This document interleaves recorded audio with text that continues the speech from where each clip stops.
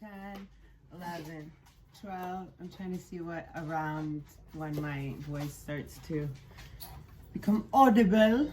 Okay, so this is going to be a video on my interpretations, my interpretation of the Four Agreements, written by Michelle Ruiz, Miguel Ruiz. Miguel Ruiz. And the Four Agreements is a classic. I built both of my studios, both of my yoga schools on it as like tenets of, excuse me guys, can we, excuse-moi. I built my, as part of my teacher training manuals, you know, excuse me. No, stop. Oh, he's so funny. He's like old, but he'll do shit like, and I'll be like, no, and he keeps doing it, and I'm like, no, but you're like 11, so I don't want to tell you not to chew the chair. Okay, so the Four Agreements. The first, well, I don't know if I'm gonna say it. I didn't prepare for this or anything. It's sort of ingrained in me, but I might get them out of order. Hey! Always, be impeccable with your word. Dogs are all about tone. That means when you speak the truth. You guys, both of you, stop now. It's enough. Thank you. They were just chilling before I started doing this. So be impeccable with your word. This is an agreement that, and he writes, I think just this one agreement can change your life. And so many of us are not, and don't even realize not only the magnitude of how important your word is, but also how often we just, I mean, not me, because I've been working on it for a long time, because I know that the way that what we are holding in here affects here. And so I don't think things, and not everything's thought out, but I think before I speak. And I try to only speak, I mean, my intention ever with language is to share love, to speak truth, to offer assistance, or to ask for clarification. If you think about it, what else should we be using the word for? Okay, a lot of people use it, you know, one example that's in the book, and I remember applying it to my yoga teaching, was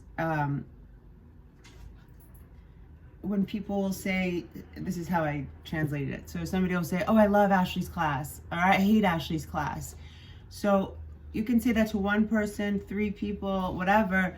They're all going to get, even if they're practiced in the Four Agreements, you know what I mean? There's gonna be a, when they come to my class, I'm gonna be dealing with a feeling, subconscious or not, either good or bad about me, right? So we're so deep into this that I'm just explaining what kind of happens, I guess, and why it's so important and could change the shift of everything if we could all focus a little bit more on these 4 simple things. So be impeccable with your word. Your experience of my class is your experience. Of course, I love people saying nice things about my class and stuff, but that's their experience, right? So I'm even using this on the better spectrum. So say Marsha loves my class, like it works for her, the way that I teach, the way that I do things, whatever. And our personalities, the way that I, you know, she doesn't find me didactic in that dynamic. But so she tells Marsha, hey, you guys. So Marsha tells Sarah, oh my God, you have to come to Ashley's class. Like Ashley's class, this happens a lot in LA. Ashley's class is the best. And you get a bunch of people in there that maybe I'm not the best for, okay? Flip side, whatever, Ashley's class sucks. I mean, I didn't hear that a lot or get that a lot, but it definitely did happen, especially in my earlier teaching years. And then people that maybe would have benefited from me won't get that experience. So that's just one micro example. But being impeccable with your word. Is it true? Is it necessary? Does it help the silence? Excuse me, Hondo. You're disappointing me right now, big time. Go to your bed. Go to your bed. Go to your bed and stay. Thank you very much. Stay there. Be good. Thank you. So being impeccable with your word. If I would say a starting point to working on this one, tell yourself, set the intention to think 4 seconds, 5 seconds before anything you say, especially to a loved one. Is it true? Is it necessary? And is it necessary right now? Does it improve the silence or otherwise, current energy in the room or whatever? Okay. So I'll go into these. I'll probably do the longer video, but for now. So another of the agreements is not to take anything personally. Okay. I said I'm not sure if these are going to be in order, but don't take anything personally. So I think they're all equally important. I don't think there is an order or he meant for them to, so that means, okay, back to, I can use the same example. Ashley's class is so amazing. I love Ashley's class. I can't take that personal, nor can I take Ashley's class sucks, because neither one are about me. I remember, this is just a girl thing maybe, but in college and in high school and stuff, if a boy didn't call me back, I was a million reasons confirmed that it was me. You know what I mean?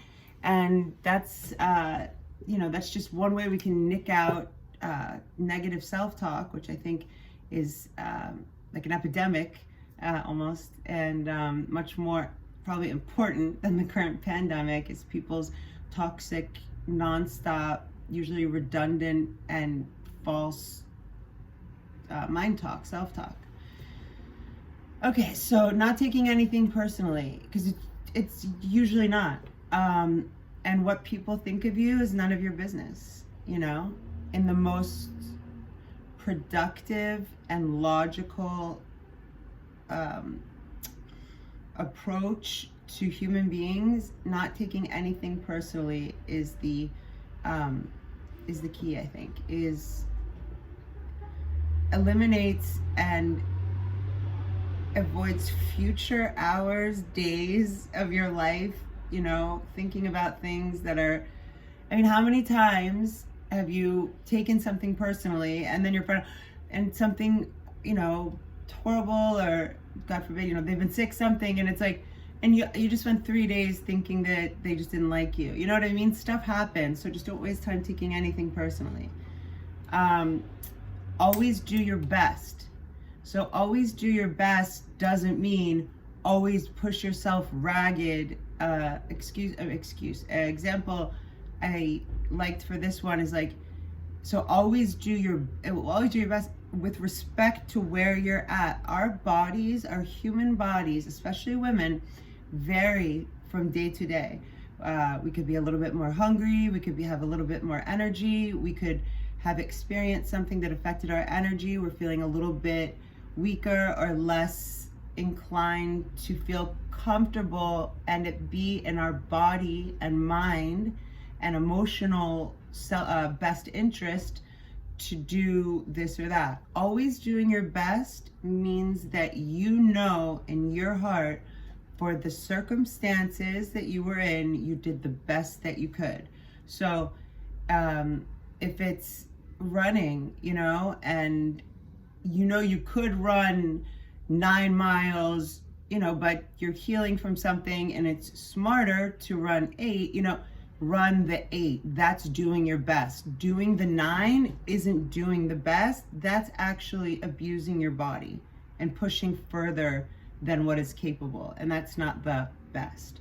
So always being honest with what you're working with, and being respectful and with the most respect to your body and your emotional body and your mental state, to do what is the best for you at that time, given all those factors. Now, what's the last agreement? I was like, I should have a thing next to me, but I'm like, no. Like, okay, be impeccable with your word. Don't take anything personally. Always do your best.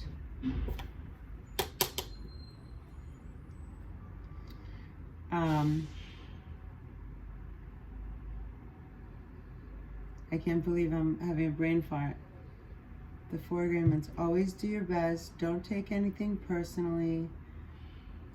Be impeccable with your word.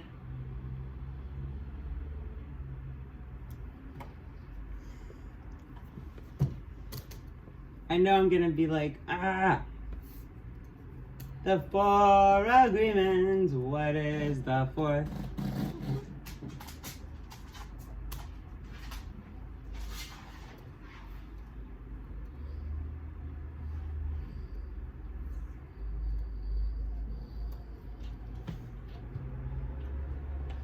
Don Miguel Ruiz. Okay. The 4 agreements. Be impeccable with your, don't make assumptions. Okay, because that feels kind of like, don't take it personally. Don't make assumptions. I always love to assume makes an ass of you and me. That spells out assume. Assumptions are literally the biggest waste of time, and they can also be energetically depleting. You know, assumption can go anywhere from I assume someone's not going to do something and adding on to my stuff, assuming, you know, my friends said something bad or whatever it is. Hey, don't make assumptions and not taking anything personally in terms of navigating life. To me is similar, but let's see, hold on, what they say. Okay. I'm just gonna redo the shorts anyway. Let's see how I did. Always be impeccable with your word. Ruiz states that while this agreement is the most important, it is the most difficult to honor. For this agreement, Ruiz first analyzes the word impeccable. The word impeccable comes from a Latin word peccatus, meaning sin. And the I am in the beginning of impeccable is the Latin prefix meaning without. So speaking without sin. Ruiz describes a sin to be anything that goes against oneself, and therefore being impeccable with language means to take responsibility for one's actions and remain without judgment against oneself and others. In essence, this agreement focuses on the significance of speaking with integrity and carefully choosing your words before saying them out loud. Agreement number 2, don't take anything personally. The second agreement provides readers with a way to deal with hurtful treatment from others that they may experience in life. Much of it we make up in our heads. Let's see.